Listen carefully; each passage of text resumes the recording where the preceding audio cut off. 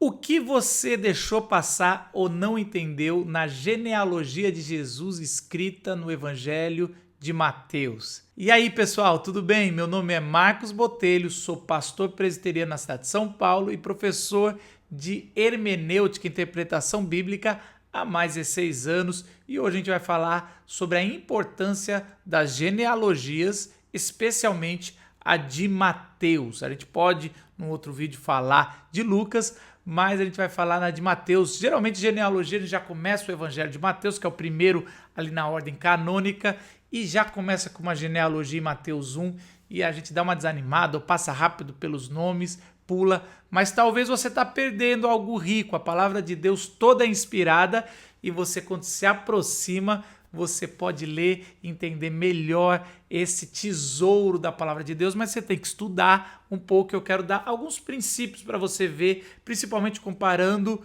a genealogia de Mateus com a de Lucas. As duas são de Jesus, mas tem diferenças porque os evangelistas estão querendo mostrar coisas diferentes. Eu quero chamar já aqui para o lado o texto de Mateus 1, de versículo 1 até o 17. Eu estou usando o software Logos. Eu gosto muito desse software. Ele tem várias ferramentas. Você pode baixar e experimentar de graça num link que está aqui embaixo no vídeo ou na minha bio. E por que eu sempre recomendo? Primeiro, porque eu uso sempre para fazer estudos e aqui não é um tutorial. Eu vou usar ferramentas, se você gostar, você baixa e aí você pode comprar mais ferramentas dentro desse software que eu recomendo bastante, tá bom? Logo que você vai começar a ler o Evangelho de Mateus, diz assim: o livro da genealogia de Jesus Cristo. Eu já destaquei aqui a palavra em amarelo e eu quero dar uma olhada qual é essa palavra no original. Eu venho aqui para pronunciar. Ienesis. Iênesis. A palavra genealogia quer dizer Iênesis. Olha aqui, ó. Gênesis. E é exatamente isso. Gênesis, ou a palavra genealogia, pode ser traduzida. Vamos dar uma olhada nessa tradução. Ela pode ser traduzida como genealogia mesmo, nascimento, natural, existência. Tudo isso já foi traduzido em alguma parte da Bíblia, essa mesma palavra. Mas aqui Mateus está querendo trazer alguma referência lá de Gênesis, o início mesmo.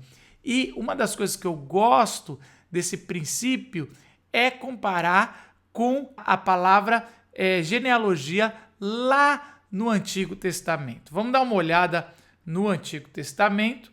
Eu já peguei aqui, deixa eu ver. Tá aqui, ó. Gênesis 5, versículo 1 a 32, é uma palavra onde aparece genealogia. Só que aqui é lógico que a Bíblia está escrita em hebraico, e aí essa palavra aqui é outra palavra, que é a palavra Toledot. Eu li um livro que falava que era Todet, e agora ficou na minha cabeça Todet, mas eu vou pelo Logos, que geralmente dá certo. Toledot. E a palavra Toledot, ela quer dizer o seguinte: gerações, nascimento, história, Gênesis, semente também tem a ver. Então, essa é a Toledot de Gênesis. Você sabe quantas Toledotes aparece no livro de Gênesis? 11 Toledotes, que é essa geração ou a descendência. Uma coisa interessante que eu queria mostrar para vocês é quando a gente pega, eu vou aqui, não vai aparecer na sua tela, mas eu vou pedir para mostrar toda vez que aparece Toledot em Gênesis. E aqui já está listado para gente. A primeira vez que aparece a genealogia, né, é em Gênesis 2, 4. Mas ela se refere a céus e terra. Esta é a geração, a genealogia, só que é lógico que traduziram como Gênese, dos céus e da terra quando foram criados. Ali está dizendo que é dali que foi todo o desdobramento nos céus e na terra, da primeira narrativa que tem em Gênesis 1 da criação. E aqui, a partir de Gênesis 2, 4, vai começar de novo uma segunda narrativa. Num outro vídeo eu posso explicar mais sobre isso. E aí você vai ter a genealogia de Adão, olha aqui que legal, genealogia de Adão, você tem a genealogia de Noé, dos filhos de Noé, cada um ali, Sem, Cã, Jafé, e aí você tem de Terá, cadê a de Terá? Tá aqui, ó, Gênesis 11, Terá, e aí você tem, olha, isso é uma coisa que eu acho interessante que eu queria destacar para vocês.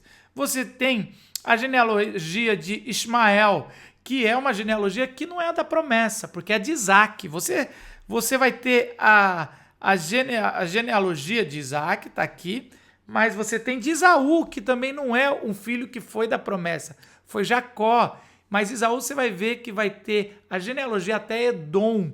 Por que isso? Porque Gênesis vai colocar 11 genealogias mostrando a origem dos povos e principalmente a linhagem da promessa. Mas você sabe uma genealogia que não tem em Gênesis? De Abraão. Pois é, não tem a genealogia de Abraão. Talvez você me fale, não tem porque a Bíblia hebraica todinha, o Antigo Testamento, é a genealogia de Abraão. É mais ou menos, de vez em quando vai para outras histórias, mas é lógico que está trazendo isso. Mas Mateus, ao colocar, e aqui eu queria te mostrar, a genealogia, começando por Abraão, ele está dizendo que o Tolet ali de Abraão está agora no começo do Evangelho de Mateus. Então ele está, ao colocar esse Gênesis ali, ou fazer uma genealogia de acordo com Gênesis, com a Bíblia hebraica, começando lá de trás e vindo, ele está colocando essa genealogia como a que faltava ali, a 12ª que faltava em Gênesis. Isso era uma dica que qualquer judeu que estava lendo, vendo que começou com Abraão, entenderia que ali é uma genealogia se referindo a Abraão, ao povo de Deus e à promessa. Se você for pegar a genealogia de Lucas, ela começa com Jesus, depois vai para José e vai de frente para trás. Como a gente faria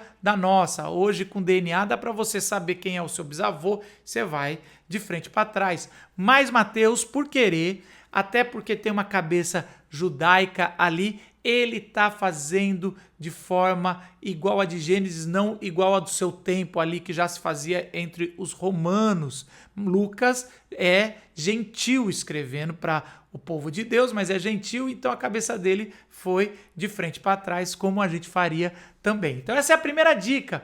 Esse Gênesis ali, essa genealogia, ela é referindo a uma das que está faltando, ou a que estava faltando ali de Abraão, mostrando que Jesus faz parte dessa história, que ele é da promessa ali feita de Abraão, ele é o novo Israel, ele, na verdade, é o Messias. Agora, isso é importante. Quando você chega aqui no meio, você começa a ver os nomes, principalmente depois de Davi, e isso é legal aqui do Logos, ele vai dando quem é rei. Por exemplo, Josafá. Josafá, homem bíblico, nome pessoal, rei. Então você já viu que tem um rei aqui.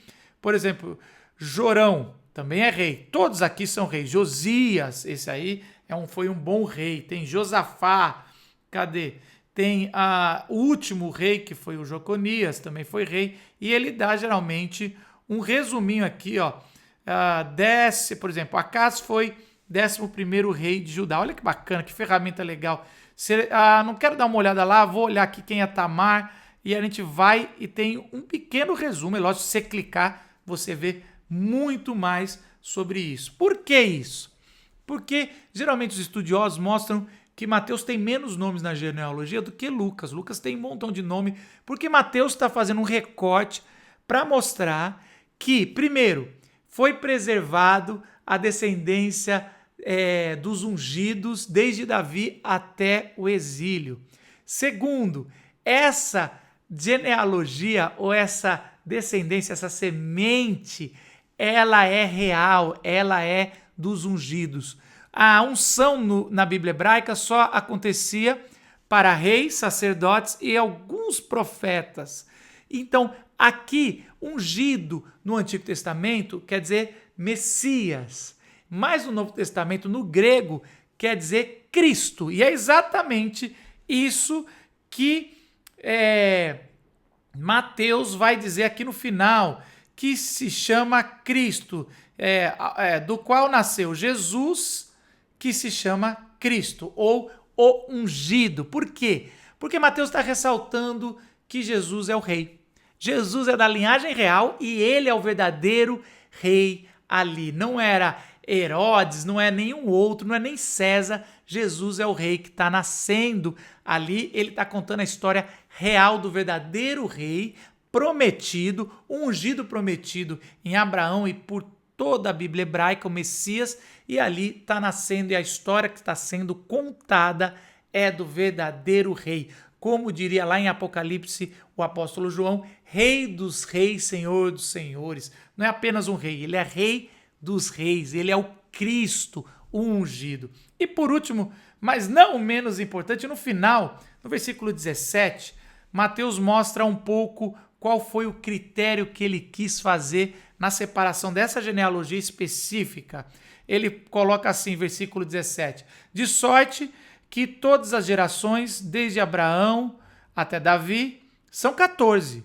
Desde Davi até ao exílio na Babilônia, 14. E desde o exílio na Babilônia até Cristo, 14.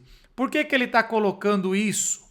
É importante a gente entender, primeiro, a métrica que Mateus usa, que é certinha, né? É simétrica, né? É igualzinha. E isso tem muito a ver com o povo de Deus que cantava, que fazia essa homilia de Mateus. Ela tem um formato como se fosse uma canção, fácil de decorar, porque todo o Antigo Testamento, a Bíblia hebraica, e também ali no Novo Testamento, se ouvia a palavra de Deus e se cantava, assim que decorava e assim que guardava a palavra de Deus no coração. Então, Mateus está mostrando que, de uma forma fácil e pedagógica, um jeito de se decorar a linhagem real do Cristo. Mas mais que isso, talvez uma inferência aqui que eu vou fazer, mas eu acho muito interessante, é uma canção de posse. Porque sempre que um rei subia no trono, ele tinha suas canções de exaltação. Fizeram isso com Davi e com vários outros. Essas canções, e as canções falavam tanto que esse rei era importante e também mostrava que ele vinha de uma linhagem, não foi o acaso, não foi um golpe.